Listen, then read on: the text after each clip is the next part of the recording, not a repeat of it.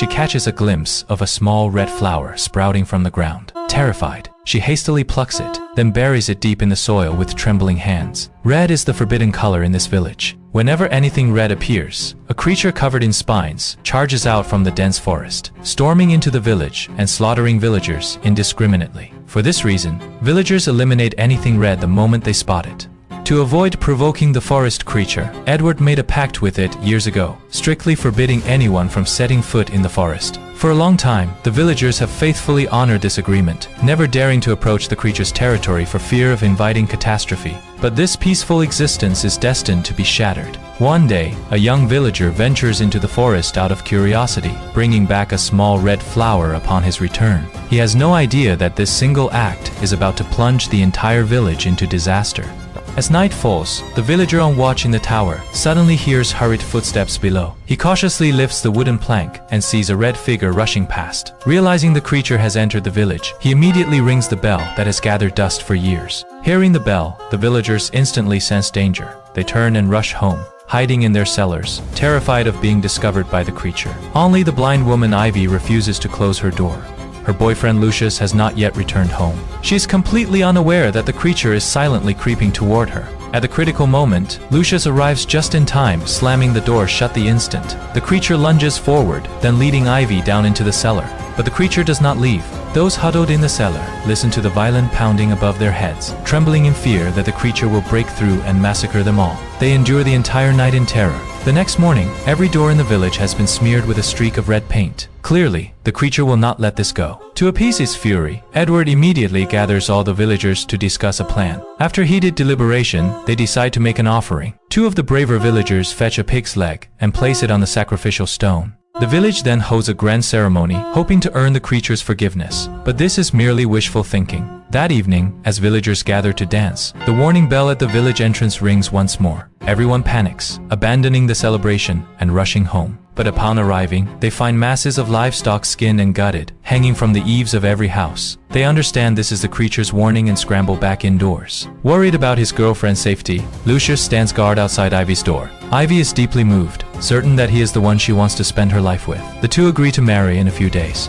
The next day, Noah, who has long harbored a secret love for Ivy, barges into Lucius's house. As Lucius asks why he has come, Noah suddenly stabs him with a knife. Lucius collapses with severe injuries. Having learned of their upcoming marriage, Noah's jealousy drives him to eliminate his rival. When Ivy hears the terrible news, she rushes to Lucius's side. He is on the brink of death, and to make matters worse, the village's medical supplies are nearly depleted. To save Lucius, Ivy makes a bold decision. She will cross the forest alone to reach the town and buy antibiotics. Every villager opposes this decision.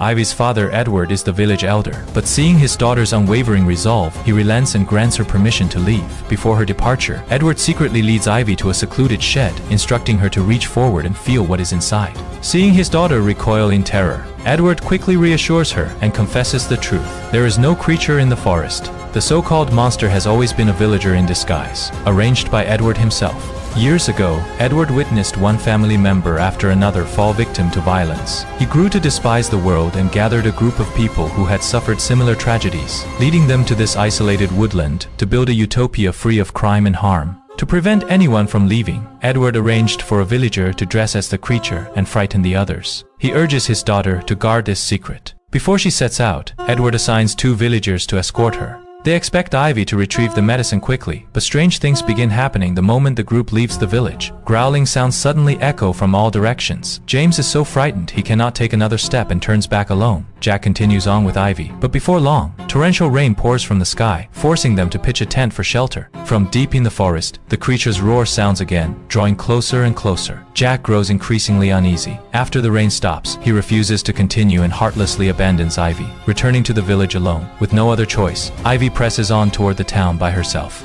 The mountain path is muddy and slippery after the rain, and being blind, she decides to rest for the night before continuing. The next day, she resumes her journey. Along the way, her foot slips, and she plunges into a tree hollow several meters deep. Fortunately, she manages to grab a protruding root just in time. She claws her way up with every ounce of strength, narrowly saving her own life. Just as she steadies herself and prepares to continue, the creature's roar fills her ears once more. Sensing imminent danger, she runs desperately forward, stumbling into an area blanketed with small red flowers. A bone-chilling presence suddenly presses against her back. she realizes the creature has locked onto her. Alarm bells ring in her mind. She slowly backs away, concealing herself behind a large tree, holding her breath in silence. The creature approaches step by step. Ivy abandons her hiding spot and flees in a frenzy. The creature in relentless pursuit. Strangely, it only chases her without actually attacking. An idea forms in Ivy's mind. She doubles back to the tree hollow and slowly spreads her arms wide. The creature charges again. Ivy sidesteps at the last instant.